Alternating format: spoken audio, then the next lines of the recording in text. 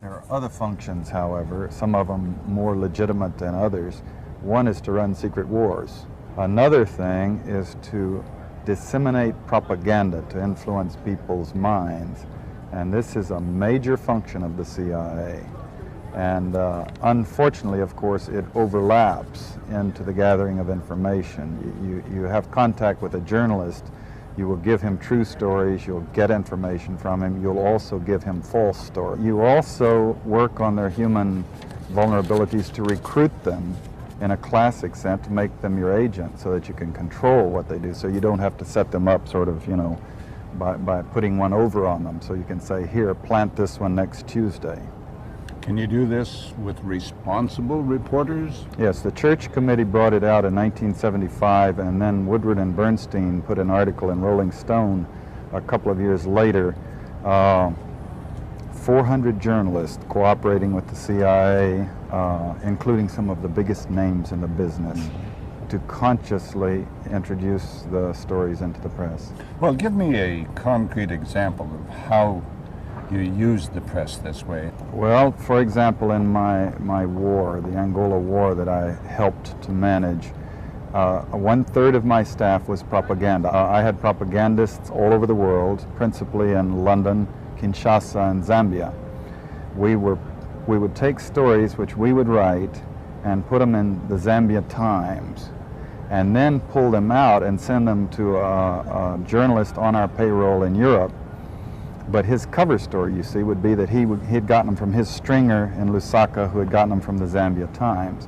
But after that point, the journalists, Reuters and AFP, the management was not witting of it. Now, our contact man in Europe was, and we pumped just dozens of stories about Cuban atrocities, Cuban rapists. We didn't know of one single atrocity committed by the Cubans. It was pure, raw, false propaganda to create an illusion of communists, eating babies for breakfast. If you don't know by now, you haven't been paying attention. This information's been out forever, and people still watch the news and they still believe it. So I think they don't care that the information's out there, honestly. They didn't care back then, and they don't care today, because people will still do what the television machine tells them to do, and they'll believe the stuff that is factual, just lies. So until we can change that, I don't know where else we can start. It's a very important place to start, and I wish people could just see this and understand what we really live within. You briefed the press, did you not, when you were there? Well, I had several jobs. One of my jobs was that of analyst. I also was an interrogator and indeed briefed the press when we, the CIA, wanted to circulate disinformation on a particular issue. Disinformation is not necessarily a lie.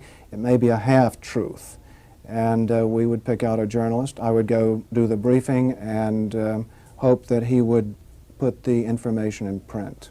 For instance, if we wanted to get across to the American public that the North Vietnamese were building up their force structure in South Vietnam, I would go to a journalist and advise him that in the past 6 months, X number of North Vietnamese forces had come down the Ho Chi Minh Trail system through southern Laos. Now, there is no way a journalist can check that information. So either he goes with the information or he doesn't, and ordinarily or usually the journalist would go with it because it looked like some kind of exclusive.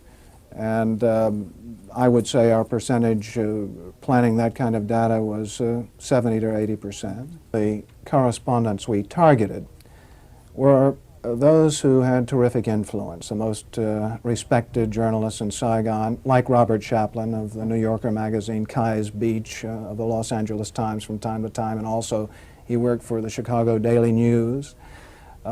Bud Merrick of U.S. News and World Report, Malcolm Brown of the New York Times, even Maynard Parker of Newsweek magazine. We would go after these gentlemen. I would be directed to cultivate them, to spend time with them at the Caravel Hotel or the Continental Hotel, to socialize with them, and slowly but surely to try to gain their confidence by dolloping out valid information, information which was true.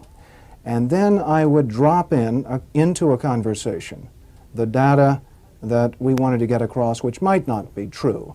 One piece of data, for instance, that we managed to plant in the New Yorker magazine had to do with a supposed North Vietnamese effort in 1973 to develop airfields along the border of South Vietnam.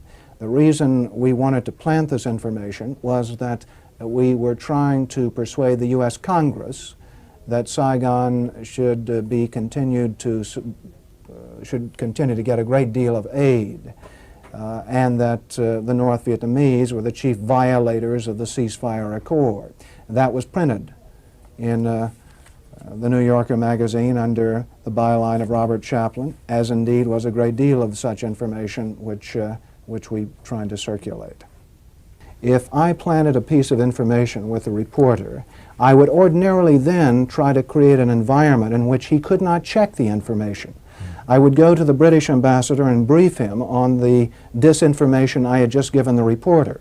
So when the reporter wanted to cross-check what I'd told him with, say, the British ambassador, New Zealand ambassador, or what have you, he would get false confirmation, the same message coming back at him. He'd say, aha, I've got proof that Frank Snepp told me the truth, when in fact what he'd gotten was simply an echo of what I'd given him in the first place via the British ambassador or other of our friendly diplomatic contacts. I am, as an ex-CIA agent, opposed to the disinformation activities in which I was involved. I admit that I was involved, and I think it served no useful purpose. Propagandizing the American public or Congress is not the CIA's job.